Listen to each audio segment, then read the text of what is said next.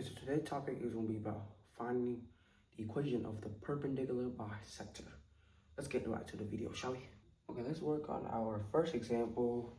So, how to find the perpendicular bisector equation. First, we need, it's an equation, so we need slope, the y-intercept, and we also need the midpoint. Not for the equation, but to find the slope, you gotta find the midpoint first. Let's find the midpoint of this line first. The midpoint is basically the middle point of this line. That's why it's called middle, you know what I'm saying? So we need to find what is this point. Let's call this point A. Point A, we have 3, 2. Point B, we have 5, then 2, 8. So how to find the midpoint? The midpoint is basically the average of 2x. So how to find the average? Well, basically, you just add x, which is, so we have 3 plus 5 over 2 because it's 2-digit, comma, 8. So, and the average of y, which is 8 plus 2 over 2. This is equal to 3 plus 5 is 8. 8 over 2 is 4. 8 plus 2 is 10. 10 over 2 is 5. So midpoint is at 4 or 5. 4, 5. Right here.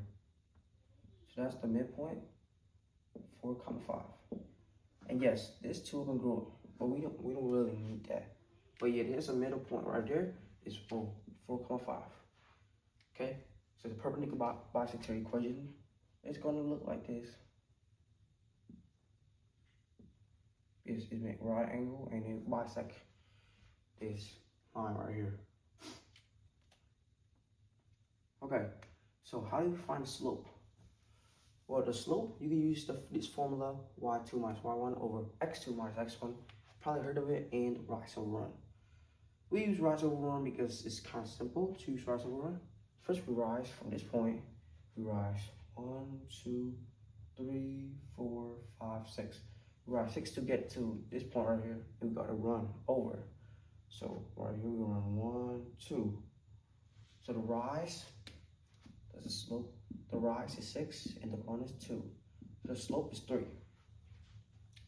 But to find the slope of this line, the slope of that line, first you gotta flip this, make it to a fraction. So you gotta flip the fraction, but it's not a fraction, it's a whole number. So let's put a 1 over it. Flip it, you get 1/3. Then you gotta make positive to a negative. So if it's negative, turn to a positive. So this slope right here is negative 1/3. Okay, so the slope is negative 1/3. And how do we find the y-intercept? Well, where does graph touch it? But we don't know where it touches. So we can use the general formula as well, like this. So we know y equal mx plus b. So y, let's pick a point like we can use a point right here. It don't matter. So point right here, that's the midpoint. So 5 is the y, 4 is the x, and m is the slope, which is negative 1/3, plus b. So 5 equal to, that's negative 4/3, plus b. So b equal to plus 4/3 both sides. 4/3 you make it as 15/3. 10 plus 4/3. So the y-intercept is 19/3. Yeah, it's kind of fraction, but the equation of this line is y equal to the slope is negative 1/3 x plus 19/3. That's it. 1/3 of it is just a formula. So let's carefully read through with me. Let's go. Given point A is negative 2, 4, and point B is 6, 0. Find the equation of the perpendicular bisector line. And that's just a formula. See, it's very easy. So now we do have the graph.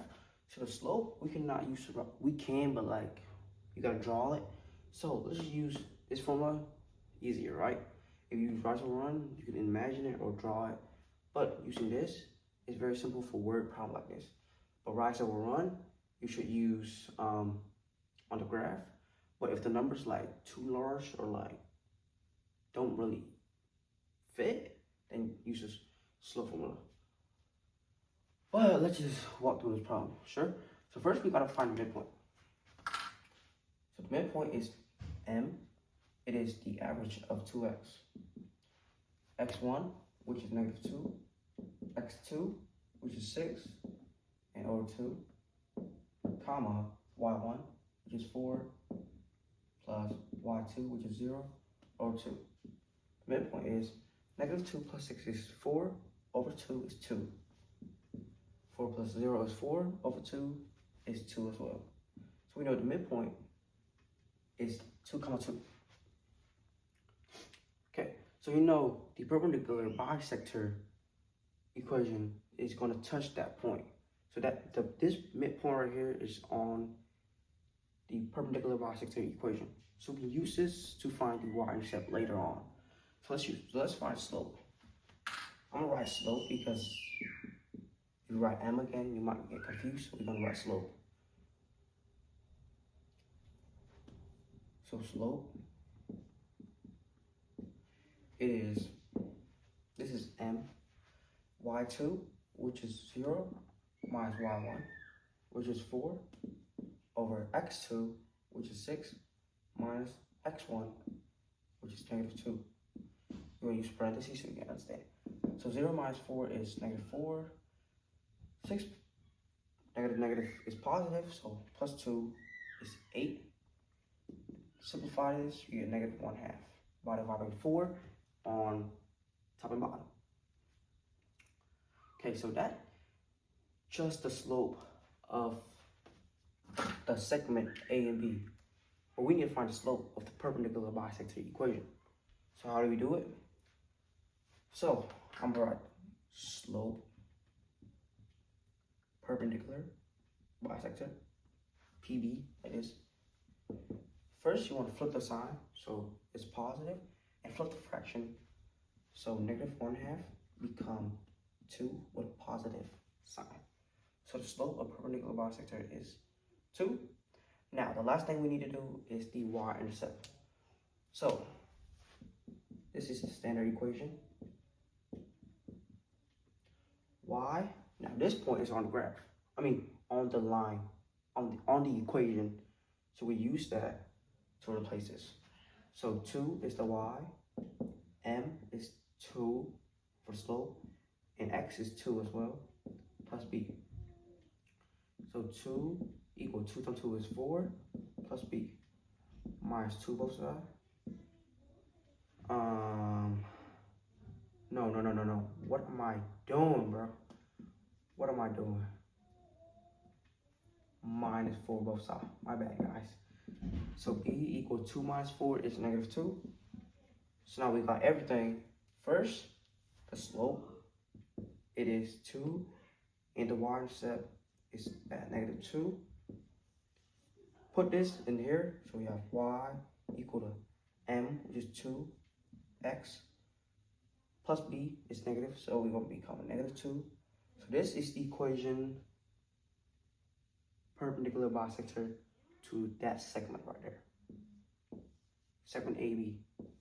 So that's it. Hopefully you guys understand and pass your algebra.